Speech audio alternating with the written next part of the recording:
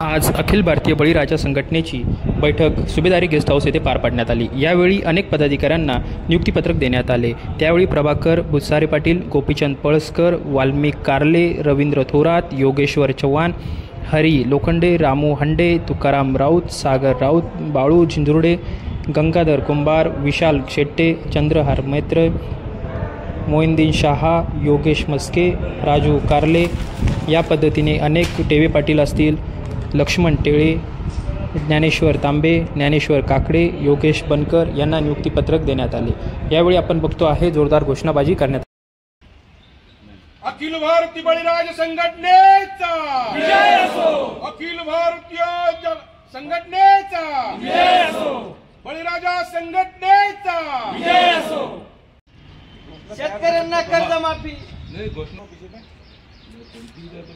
शेतकऱ्यांची कर्जमाफी झालीच पाहिजे। शेतकऱ्यांची कर्जमाफी झालीच पाहिजे। बळीराजा संघटनेचा विजय असो। आज अखिल भारतीय बळीराजा संघटनेची बैठक आपल्या सुभेदारी गेस्ट हाऊसवर बैठक पार पाडण्यात आली। या बैठकीमध्ये अनेक मुद्दे चर्चेत आलेले आहे। अखिल भारतीय बळीराजा संघटनेचे उद्देश काय आहे आणि नवीन वर्षाची आज सुरुवात होत आहे, तर गुढीपाडव्याच्या या मुहूर्तावर ही जी बैठक आहे ती नक्कीच काय संदेश देत आहे आणि आपल्यासोबत पदाधिकारी आहेत, प्रदेशाध्यक्ष आहेत, त्यांच्याशी आपण चर्चा करणार आहोत। काय सांगाल आजचे? आज मी सर्वप्रथम महाराष्ट्रातील तमाम जनतेला गुढीपाडव्याच्या आणि नवीन वर्षाच्या मराठी नवीन वर्षाच्या हार्दिक हार्दिक अशा शुभेच्छा देतो। आणि बळीराजा संघटनेची स्थापना याच्यासाठी झालेली आहे कारण तळागाळातील जे शेतकरी आहे, जे गरजवंत शेतकरी आहे, त्याचं कर्जमाफ या ठिकाणी झालं पाहिजे। अशा बाबतीमध्ये आम्ही महाराष्ट्राचे मुख्यमंत्री देवेंद्र फडणवीस यांना पत्र दिलेलं आहे, त्यांनी आश्वासन सुद्धा दिलेलं आहे, कारण आम्ही त्याच्यावरती चर्चा करू आणि नक्कीच ते कर्ज काही कालावधी इकडं तिकडं होईल, परंतु गरजवंत जे शेतकरी आहे त्यांना कर्जमाफ झाल्याशिवाय राहणार नाही अशी मला या ठिकाणी घाई वाटते। तुम्ही म्हणतायत की कर्जमाफी झाल्याशिवाय राहणार नाही। काल अजितदादा म्हटले होते की नवीन शेतकऱ्यांना आम्ही कर्ज देणार नाही, जुने 2 वर्ष तरी कर्ज भेटणार नाही, आणि देवेंद्र फडणवीसनी त्यांना सपोर्ट केलेला आहे की या सरकारने, आणि जेव्हा त्यांनी इलेक्शनच्या मध्ये जे आश्वासन दिलं होतं त्याची पूर्ततामध्ये त्यांनी शेतकऱ्यांना कर्जमाफीचा उल्लेख होता। याविषयी काय सांगा? कालची त्यांची मी बाईट काही बघितली नाही, परंतु आम्हाला एक अशी वाटते, आशा वाटते, कारण कर्जमाफ केल्याशिवाय सरकार या वर्षामध्ये राहणार नाही, आणि सरकारने जर कर्जमाफी केली नाही तर आम्ही संघटना त्याच उद्देशाने या ठिकाणी स्थापन केलेली आहे, कारण सरकारच्या विरोधामध्ये महाराष्ट्रभर या ठिकाणी आंदोलन छेडण्यात येईल अखिल भारतीय बळीराजा संघटनेच्या वतीने। तरी सरकारला मी या ठिकाणी विनंती करतो अजूनही, कारण त्यांनी जे काल महाराष्ट्राचे उपमुख्यमंत्री अजितदादाजी पवार काय बोलले असतील, काय त्यांनी तो निर्णय घ्यायचा त्यांचा काय असेल, परंतु आम्ही अजूनही आमच्या संघटनेच्या माध्यमातून सरकारला, मुख्यमंत्र्याला विनंती करतो, कारण आपण सकारात्मक चर्चा सरकारच्या बाबतीमध्ये करावी आणि शेतकऱ्यामध्ये जे गरजवंत शेतकरी आहे त्यांना कर्जमाफी देण्याचं ध्येय धोरण आपण समोर ठेवावं आणि त्याच्यावर तशी सकारात्मक चर्चा करून जे आज आज जी बैठक पार पाडली ते आपल्यासोबत संस्थापक अध्यक्ष आहेत, त्यांच्याकडून आपण जाणून घेणार आहोत की आजच्या या संघटनेची जे पदाधिकाऱ्यांची नियुक्ती केलेली आहे त्यामागचा उद्देश काय आहे आणि संघटना कशा पद्धतीने कार्य करणार आहेत, काय सांगा? संघटन याच्यासाठी की बळीराजा हा आज उन्हात पडलाय। सरकारने घोषणा केल्या कर्जमाफी करू, हे करू, ते करू, हे सर्व करून त्यांनी इलेक्शन लढून घेतले, सरकार स्थापन केलं। माझ्या मायबाप शेतकऱ्याकडे आज कुणी लक्ष देत नाहीये। सरकारने घोषणा करून काल त्यांनी जाहीर केलं तिथं विधानसभेत की आम्ही कर्जमाफी करू शकत नाही। अरे तुम्ही कर्जमाफी करू शकत नाही तर तुम्ही आश्वासन देता कशाला, आणि तुम्ही वेळ देता किती शेतकऱ्याला? 28 तारखेला जाहीर करा, 31 तारखेच्या आत तुम्ही कर्ज भरा। काय करायचं शेतकऱ्यांनी? आत्महत्या करायला तुम्ही प्रोत्साहित करताय, सरकार प्रोत्साहित करताय। सरकारने लवकरात लवकर या गोष्टीवर निर्णय घ्यावा, माझ्या मायबाप शेतकऱ्याला लवकरात लवकर कर्जमाफी करावी, नसता बळीराजा संघटना अख्खा महाराष्ट्र, अख्खा भारत पेटवल्याशिवाय शांत बसणार नाही। राजू शेट्टी आणि आपण बघतोय राजू शेट्टी असेल, सदाभाऊ खोत असेल, हे कुठेतरी आता आंदोलन करताना दिसत नाहीये। शेतकऱ्यांची परिस्थिती बिकट झालेली आहे, त्यांना काय सांगा? वापर करून घेतला शेतकऱ्यांचा, सत्तेसाठी वापर करून घेतला। या लोकांनी सत्तेसाठी उभे राहिले, सत्ता हस्तगत केल्या, प्रॉपर्ट्या जमा केल्या आणि आज शेतकऱ्याला वाऱ्यावर सोडून हे सत्तेत सामील झाले। यांचा आणि बळीराजा शेतकऱ्याचा काही संबंध नाही।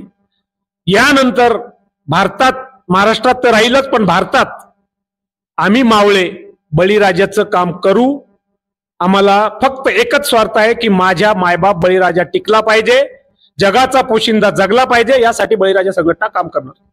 अजितदादा काल म्हटले होते की शेतकऱ्यांना कोणालाही कर्जमाफी देणार नाही किंवा पुढची कर्जमाफी होणार नाही. याविषयी कर्जमाफीसाठी काही आंदोलन होणार आहे की किंवा काय निवेदन?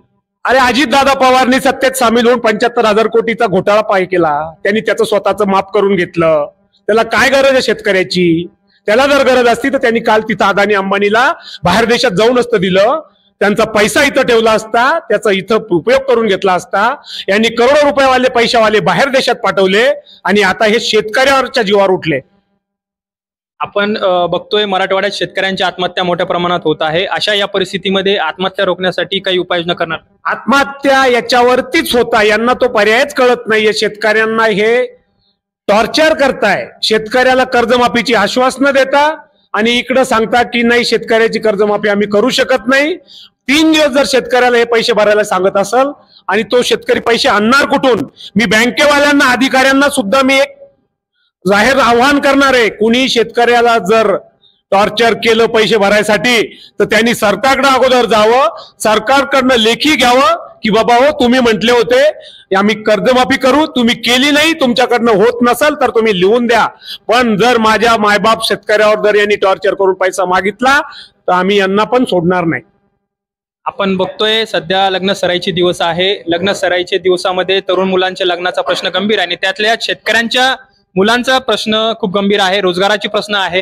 अशा वेळी शेतकऱ्यांच्या मुलांना मुली भेटत नाही, तेव्हा तुम्ही काय म्हणणार आहे? तो पोशिंदा जगत नाहीये, त्याचं उत्पन्न येत नाहीये, उत्पन्न आलं तर टिकत नाहीये, त्याच्यावर कर्ज आहे, तो आत्महत्या करतोय. तो लग्न करणार कधी? करणार कुठं? मुलीचं लग्न करायचं तर त्याला 2 वर्ष अगोदर तयारी करावी लागते आणि हे टाइम देत आहे 3 दिवसाचा कर्ज फेडायला. त्याला आत्महत्या नाही करणार तर काय करील? लग्नाचा विषय झाला कुठं? लग्नाला वेळच नाही त्यांना विचार करायला. आत्महत्याच करील ना तो. याला सर्वस्वी जबाबदार सरकार आहे. तुम्ही अदानी अंबानी सारख्या लोकांना तुम्ही बाहेर देशात जाऊ देता. त्यांच्यावर किती किती हजारो, माझ्याकडे शब्द नाही एवढे हजारो कोटीचे कर्ज आहे आणि जो जगाचा पोशिंदा आहे त्याला तुम्ही 50,000साठी, लाख रुपयासाठी त्याचे जप्त्या आणता, तिथं अधिकारी पाठवतो त्याच्या घरी. यानंतर असं जर झालं तर आम्ही बळीराजा संघटना भारत पेटवल्याशिवाय शांत बसणार नाही. बळीराजा संघटनेची पुढची रणनीती काय असेल आणि शेतकऱ्यांच्या प्रश्नासाठी काय काय करणार?